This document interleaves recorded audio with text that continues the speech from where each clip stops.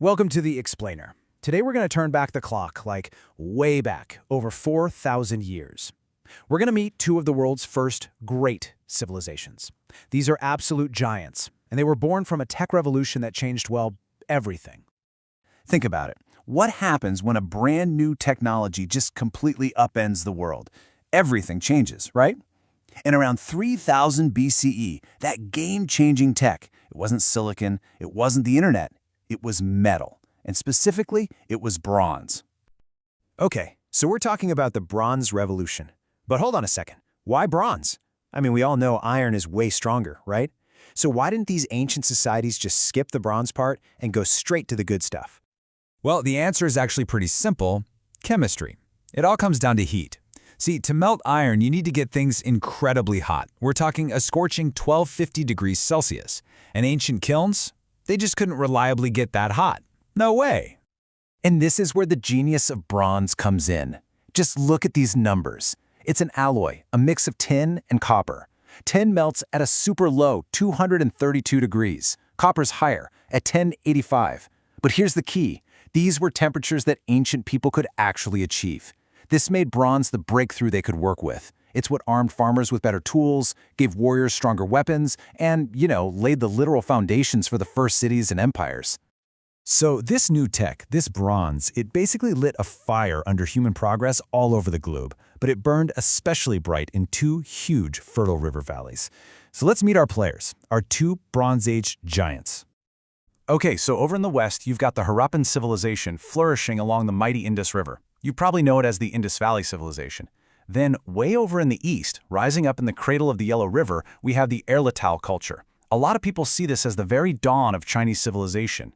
And what's wild is that they were contemporaries, building their worlds at pretty much the same time, but, as you're about to see, in very, very different ways. So, let's kick things off with the Indus Valley. Now, this civilization didn't just pop up overnight. Not at all. It grew over thousands of years, starting as little farming villages and slowly evolving into this incredible network of some of the most sophisticated, sprawling cities the ancient world had ever seen. And then, it all started to mysteriously decline around 1900 BCE. Now, what's so fascinating is that these two cultures didn't just build cities. No, they engineered entire societies. And if you look at the blueprints of their cities, it's like reading their DNA.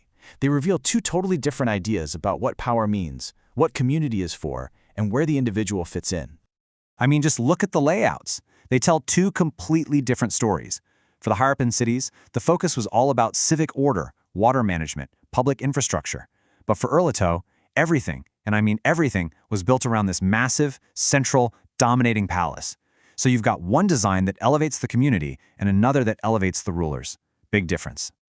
The Harappan people were just master engineers. It's incredible. Their cities, like the famous Mohenjo-Daro, were these marvels of logic and planning. We're talking streets laid out in a grid pattern, the world's first known urban sanitation systems, with covered drains connecting individual houses to main lines. And in some cities, like Dolavira, they had these massive reservoirs for water conservation. This was planning on a scale that, honestly, you wouldn't see again for 1,000 years. Now, Erletau's blueprint, totally different story. That city was a statement. It was a projection of authority. All of life revolved around this massive, walled palace complex. And, get this, the workshops making all the valuable stuff, the bronze, the jade, the fancy pottery, they were inside the city walls. That tells you everything, right? They were clearly under the direct thumb of the ruling elite. Okay, so what were these valuable goods, and how did they power these two enormous societies? Let's take a look under the hood at their economic engines. It's funny. Each civilization had a kind of signature craft that tells you everything about its economy. For the Indus Valley people, it was the small, personal, high-value trade good. Things like these incredibly detailed carved seals or beautiful etched carnelian beads, stuff you could carry. For Erletau, though, it was the opposite, the huge, monumental bronze ritual vessel. Big, heavy, and a smack-you-in-the-face symbol of state power and wealth. And this just shows you the incredible reach of the Harappans. They were amazing long-distance traders. We actually have written records from Mesopotamia, that's modern-day Iraq, talking about trade with a land called Meluha. And scholars are pretty much certain that Meluha was the Indus Valley. That's a trade network stretching over 1,500 miles. Just think about that for a second. Erletau's power, on the other hand, it came from something else, monopolizing the technology. Making these giant bronze vessels was a hugely complex, multi-step process. First you got to get the ores from faraway mines. Then you have to smelt them at crazy high temperatures. Then you have to make these intricate, multi-part ceramic molds. And then you can finally cast and finish the thing. This wasn't some hobbyist in their backyard. This was a state-run industry. It took immense organization and, more importantly, control. But maybe the most telling difference between these two worlds isn't found in how they lived, but in how they treated their dead. Seriously, the difference is night and day, and it tells you so much about their social structures. Harappan burials, they're really modest. People were buried with a few pots, some everyday items. We've never found any grand tombs, no pyramids, nothing that screams God King here. But then you look at early Toe. The elite tombs there are just packed with precious goods. Dozens of those bronze vessels we talked about, jade weapons, all kinds of treasure. For them, death was the ultimate flex, the final display of power and status. So, with all that we've learned from their cities and their graves, you'd think we'd have it all figured out. But nope. The biggest questions are the ones we still can't answer. For early Ta, the questions are about the exact nature of its early government, that kind of thing. But for the Harappans, the puzzle is, well, it's way more profound.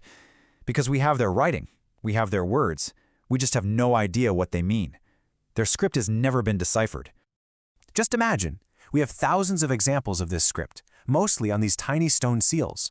Hundreds of unique signs, signs that could tell us about their rulers, their gods, their stories, their whole history. It's like finding an entire library from a lost world, but every single book is locked. And so the final question, the one that keeps archaeologists up at night, is the most tantalizing one of all. What stories are just waiting inside to be told?